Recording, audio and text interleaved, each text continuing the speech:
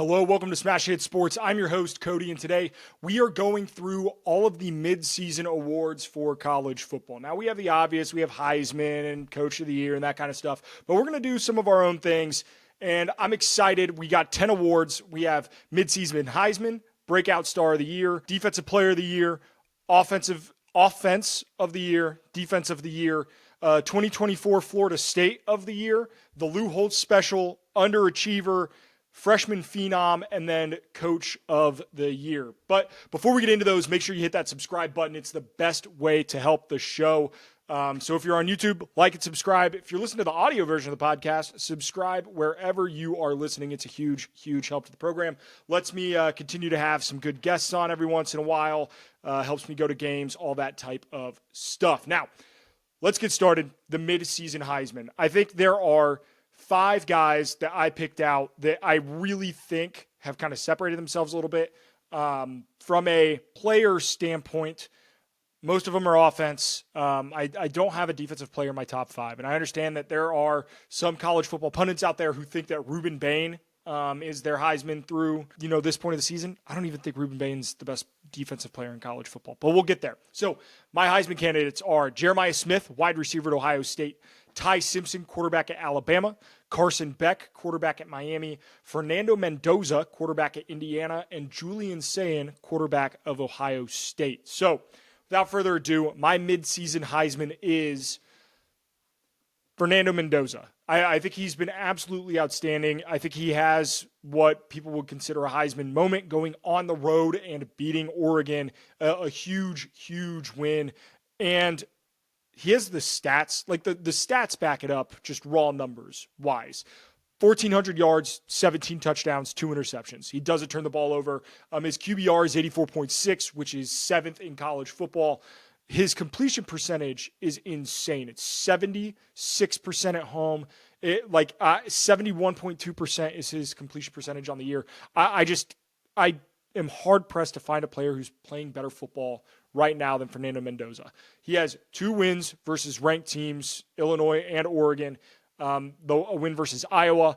Now, their schedule still has a lot to play on it, right? They have, I believe they have Penn State, which, despite the fact that Penn State has fallen off an absolute cliff, they are still like a solid defense. So I would expect him to, have to put up some numbers there. But Fernando Mendoza, preseason Heisman or mid-season Heisman, I think he's an absolute stud. Breakout Star of the Year. So how I looked at Breakout Star is this somebody who I really think took the next step?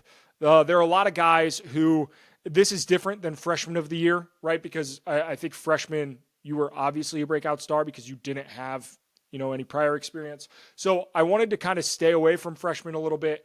On the other side of this, I think there are guys who they waited until they got an opportunity, or they transferred and got an opportunity. I didn't include guys like Ahmad Hardy and Fluff Bothwell because they were damn good at the group of 5, right? Just going to a bigger program and still balling out, but they had balled out previously, right? So I don't need to highlight them. So my breakout stars of the year: Julian Sayin, quarterback of Ohio State, Justin Haynes, running back at Michigan, Dante Moore, quarterback at Oregon. He's been outstanding. Jonah Coleman, running back at Washington. He has been an absolute stud. I have Washington ranked in my top 25. I think people are sleeping on this Washington team. They are damn good. And then Mekhi Lemon, wide receiver at USC, part of what has been a prolific passing attack out in LA. That being said, my breakout player of the year is Justice Haynes. I think he's been one of the best running backs in college football. I would say Ahmad Hardy right now is the best running back in college football. But I think Justice Haynes is my breakout player of the year in an offense that I like Bryce Underwood, and I think he's a phenomenally talented player, but they don't lean on him from the passing game, and their wide receivers are dog shit. So for him to go out there, 705 rushing yards, 8 touchdowns through Michigan has played, is it 5 games, 6 games? What is 1, 2, 3, 4, 5? Yeah, 6 games. 705 yards through 6 games. He has had one game, which the loss to USC, where he had less than 100 yards. He's had a touchdown in every game with the exception of the USC game. Like, I truly think Justice Haynes has been one of the best running backs in college football and truly a breakout star. The dude is an absolute stud. He's been tremendous for the Wolverines. And not that but 2024, he had 448 total yards. He's already got 705 this year. Just an absolute stud. So shout out Justice Haynes. Keeping it moving. The defensive player of the year. I was trying to think of like a couple creative nicknames to come up with this for a defensive player of the year, but nothing really like bounced. So we're going to sit here and just call it the defensive player of the year award. And the candidates to this one, a lot of them are very obvious, but I think some of them are a little bit of a surprise. Caleb Downs, who is, in my opinion, anchoring one of the best defenses in the country, if not the best defense as safety at Ohio State. You have Colin Simmons, the edge at Texas. Texas's defense is the reason that they are still in the top 25. Their offense has looked abysmal, but their defense has looked the part.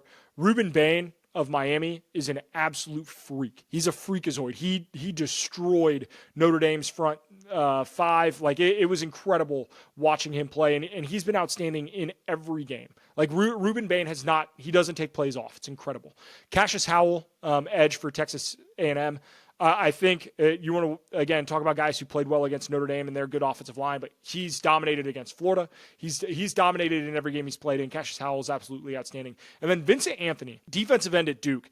He is going to be drafted in the NFL much higher than what people think. He is a freak, long arm, like tall, athletic defensive end for Duke, and I love what he's doing. He was incredible in the first half against Illinois. Now, obviously, Illinois kind of ran away with that, but he had a hell of a game. But my defensive player of the year, it's Cassius Howell.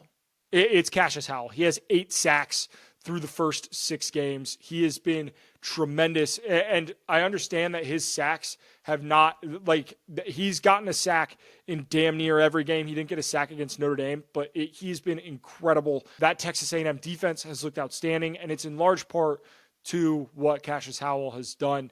3 sacks against Mississippi State in the 31-9 win there. He's been tremendous. He's been absolutely tremendous. 14 total tackles, 13 solos, and 8 sacks. 3 pass deflections, too, as a defensive end. He had 7 all of last season. He's already got 3 this year. He has been tremendous. So Cassius Howell right now is my defensive player of the year. My offense of the year, I went and I looked at this a couple of different ways, right? Offense of the year, you want to think points, right? Points per game is obviously a metric that matters. But there are a lot of other things that go into offense, right? It's your yards per game. It's how efficient is your offense, right? If somebody puts up just a ridiculous number of attempts because their defense sucks, that's one thing. But I do think it's important to take into consideration the competition, what you're doing against that competition. And at the end of the day, I broke it down to a couple of teams. My offense of the year, Ohio State's offense, while they haven't put up gaudy numbers, it is not because they can't. They just don't. That offense is incredibly efficient. Julian Sand's been outstanding. They just take their foot off the gas in the second half, and it's because they have one of the best defenses in the country. Alabama's offense, this is a offense that I had a lot of question marks about. Ty Simpson being one of those coming into the year, he's been outstanding. He has been absolutely outstanding, and Ryan Williams has been great. Their running game has been great. Their offensive line has been great. Everything about Alabama's offense has looked outstanding. USC. This is your leader in points per game, your leader in yards per game. But I think what really sets USC apart is their efficiency. Their efficiency has been tremendous. Texas Tech is so good. Now, they haven't played the greatest competition, but even when they did play a good defense in Utah, they showed out. Baron Morton went down with an injury. No problem. Backup comes in, looks excellent.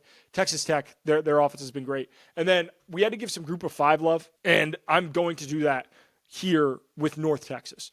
North Texas's offense has been unbelievable. 41.8 points per game. 41.8 points per game. That's absolutely insane. It's the highest in Group of 5 by a large margin. The next highest is UNLV. At 38.2, but like there are not more efficient, and what Mestamaker is doing, their quarterback, he didn't play high school. Like, he didn't play at all. He walked onto the team. Just an absolute stud of a kid, just a hell of a story for North Texas. So I love that North Texas offense. That being said, my offense of the year so far, mid-year, is USC. I think USC has been absolutely outstanding. They're first in points per game. They're first in yards per game. They had the most efficient offense in terms of, like, their quarterback had the number one QBR coming into last week. Not sure what it is now, but just absolutely incredible. They very, very, very rarely turn the ball over. It's truly like it's really efficient, good football. And I understand that Lincoln Riley gets a lot of shit for his teams underperforming, but his offenses typically don't. And their USC looks tremendous offensively. So that is my offense of the year. Defense of the year so far, mid-year. The candidates are Oklahoma, who has been absolutely outstanding. Brent Venables, say what you will about him not kind of stepping up. Oklahoma was expected to compete in the SEC, and they haven't the first couple of years. It looks like they're doing it now. Now, obviously, the loss to Texas hurts, but Oklahoma, their defense is outstanding. It's outstanding. Texas, speaking of the other side of the Red River shootout, Texas's defense is the only reason that they are still ranked. Their offense has not looked good, but their defense has kept them within games, and I think that their defense can keep them within shot of an SEC title. So I think that's real. I think it's legit. I think Arch Manning is finally starting to figure things out a little bit, but their defense is absolutely insane. Studs, all three levels, which he's not on my freshman of the year list, but Grayson Littleton, the defensive back, he's been an absolute stud for Texas as well. Ohio State, they are basically the top of every defensive stat that you could want. LSU, Garrett Nussmeier, I don't know if he's hurt or what's going on. He doesn't look great. That offense cannot run the football, and yet the defense is what kept LSU in those games. The LSU defense, it's back to what you think of with like the Tyrann Matthews and the Patrick Petersons, and they have some studs defensively. I'm excited for this LSU defense. And then given some group of five love, JMU's defense at the group of five level is just disgusting. It's so good. It's so good. 14.4 points per game allowed. It's absolutely insane what they are doing. But the defense of the year, defense of the mid-year defense? Whatever you want to call it. It's Ohio State. They're allowing an average of 8 points a game. 8. Do you know how good that is? That's insane. There isn't another defense under double digits. There's not. And there are few teams that allow under 15 a game. That puts you in the top 10. Ohio State's half of that at 8. It's incredible. Truly, like 16 a game is top 11, right? 16 a game is top 11. Ohio State's at 8. That's nuts. So Ohio State, Defense of the Year. All right, getting on to the more fun awards. The 2024 Florida State of the Year. Well, I guess if you're nominated for this award, probably not a fun award. But before we get into the 2024 Florida State of the Year, the biggest supporter of this podcast has been Homefield. They are an incredible college apparel company, the absolute best. I would recommend them to anyone. And you can use code SMASH to get 15% off your first purchase at Homefield. They have merch for every school. Like, they have merch for HBCUs, FCS, like the Delta State Fighting Okras, Ivy League. They have it all. And they have a ton of merch for they're US based. I've been to their warehouse in Indianapolis. It's incredible. They do a lot of really cool stuff. They have some of the best merch in the game. So they're a company that I support. I buy a lot of shit from them myself. They're incredible. So shout out Homefield. Use code SMASH or the link in the video description if you're watching on YouTube to get 15% off your first purchase. They are legitimately incredible. So the 2024 Florida State of the Year, couple nominees. It's Penn State, it's Clemson, and it's Florida. 2024 Florida State went 2-10. Not good, right? Not good at all. But the reason that it was so bad is because of the expectations that came and the success that they had the season before, right? Any team can suck. There are a lot of shitty teams in college football right now. Oregon State is ass. Oklahoma State is ass. I mean, there are the Sam Houston State, ass. UMass, ass. I mean, there are more terrible college football teams than I care to name on this program. But that's not what this is. This is sinking so hard after having a great year before and having expectations and just flopping, just coming out of the gate, just eating the proverbial white dog shit. So the 2024 Florida State of the Year is Florida. It's Florida. They have 2 wins. They're 2-4. And I understand you want to say Penn State. They fired their coach. Florida State didn't do that. So keep that in mind. And then Clemson also being 3-3. But it's Florida 2-4. They don't look good. They have the win against Texas. So all 3 of these teams have been asked. But I'm going to give it to Florida as my 2024 Florida State of the Year. All right, the next award. This is the Lou Holtz Special.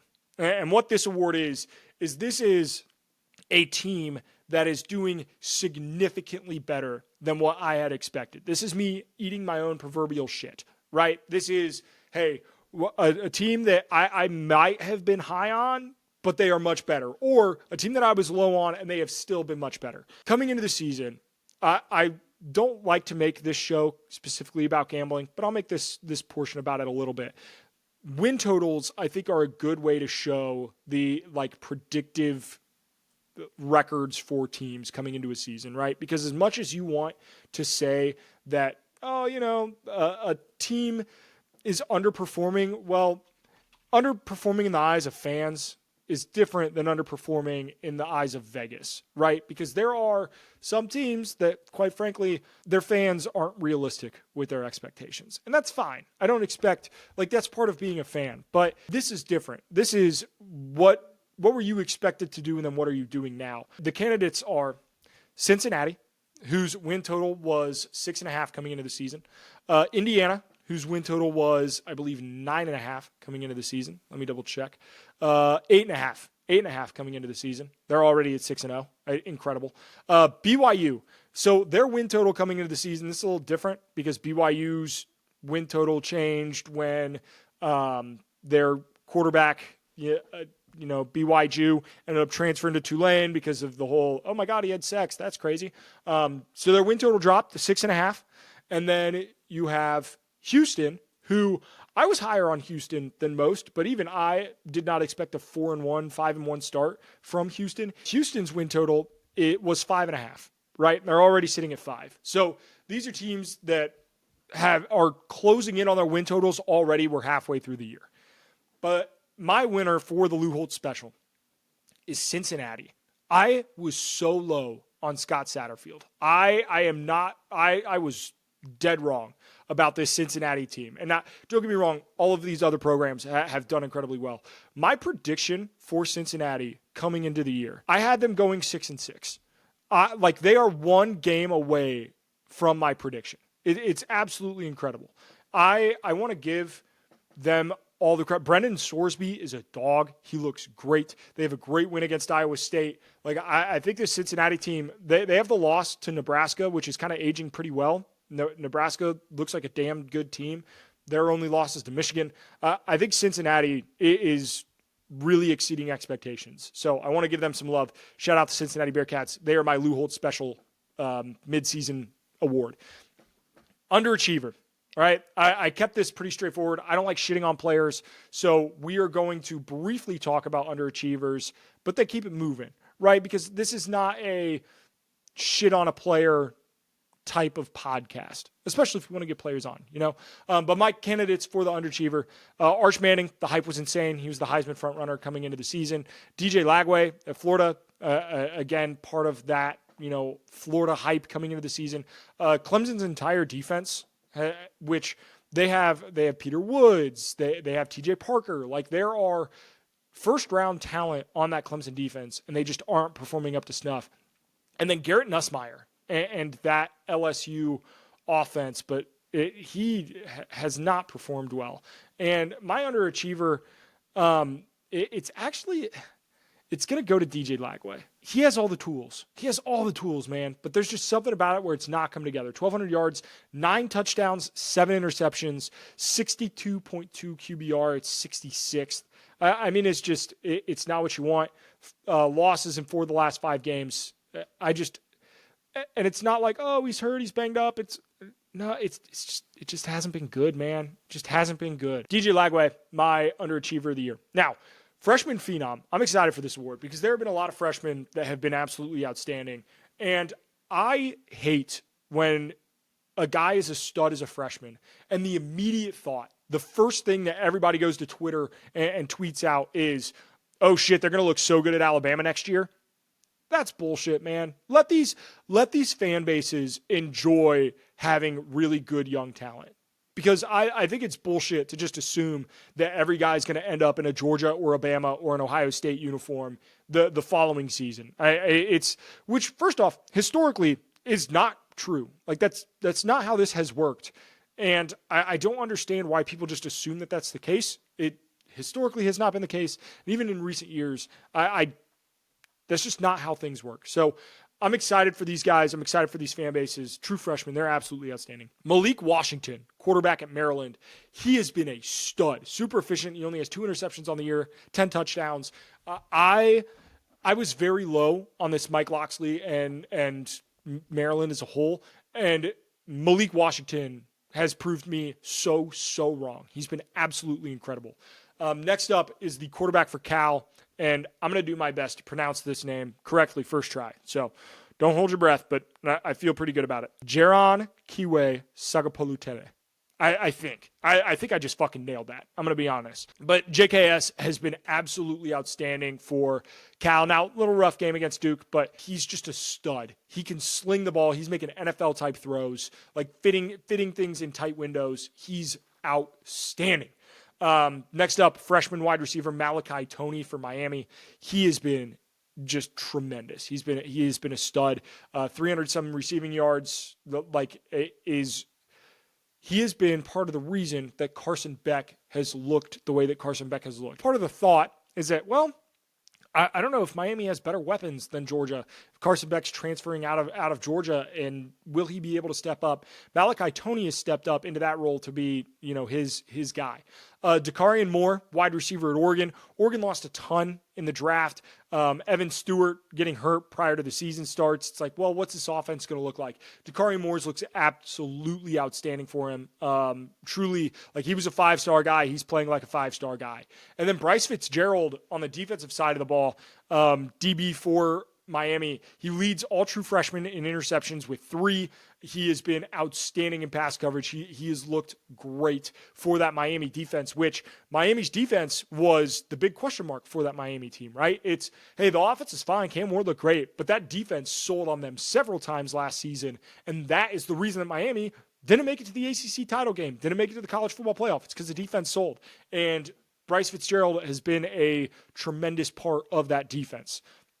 That being said, my freshman phenom of the year, mid-year, is Malachi Toney. He has been so explosive for that offense. 29 catches, 375 yards, 3 touchdowns. The getting the ball in his hands at the line of scrimmage, downfield, wherever, it does not matter. He is making dudes miss. He's making explosive plays. He has been outstanding. And the thing is he's been so consistent. He's been so consistent. 6 for 82 and a touchdown against Notre Dame. 6 for 80 against Bethune-Cookman. 6 for 66 against USF. Top 25 USF, mind you. 4 for 40 against Florida. 7 for 107 and 2 touchdowns against Florida State. He's stepping up in the biggest moments. His 2 biggest games against the 2 best opponents in Notre Dame and Florida State. That's what this guy does. He has been absolutely outstanding. So shout out to Malachi Toney. I mean, just a freshman phenom freak. Last award, Coach of the Year. I appreciate y'all who've stuck around this long. Like and subscribe, do all that shit. But Coach of the Year, some people do Coach of the Year a little differently. And so I'm going to explain how I'm doing it. And it's, do I think the coach is elevating the roster, running the program to a point where I think they are potentially peaking as a program? And I don't mean that some of these programs can't go on to win national titles, but I'm saying with what the program is right now, they are getting the absolute best out of that program, right? I think it would be disingenuous to be like, oh, well, my coaches of the year candidates are Ryan Day, Kirby Smart, Josh Heupel. Like, I think that that's not what I think the coach of the year is. It's going above. It's doing the next thing. So my coach of the year candidates are Curt Cignetti in Indiana. They're 6-0. They are, after what a lot of people called fluke scheduling last season. You can't beat the good teams, right? You played 2 ranked opponents. You got blown out by both in Ohio State and Notre Dame. Curt Cignetti has answered every question. He's answered every call. He's done all the right things. Brent Key at Georgia Tech. This is a program that's always, or at least since I've been alive, has been second fiddle to Georgia, and they aren't playing like it. They're outstanding through the first 6 weeks of the season. They're undefeated. Now, they've had a couple of close calls, but part of being a good coach is winning close games, and that's what Brent Key has done. Close game against Clemson, walk-off field goal. Close game against Wake Forest, you pull it out, gutsy win. Haynes King, sledgehammer of a human being. I like what Brent Key has done at Georgia Tech. Alex Golesh at South Florida.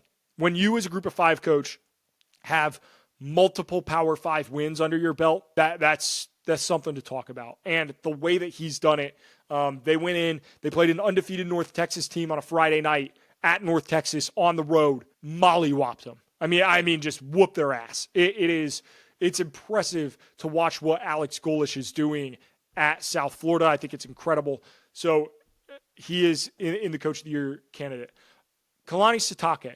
This is a little bit overcoming adversity, a little bit like weird shit going on, but your quarterback gets kicked out of the school for having sex, which there are, 2 schools in the country that would do that, but in Liberty and BYU. And I don't even think Liberty's that damn strict.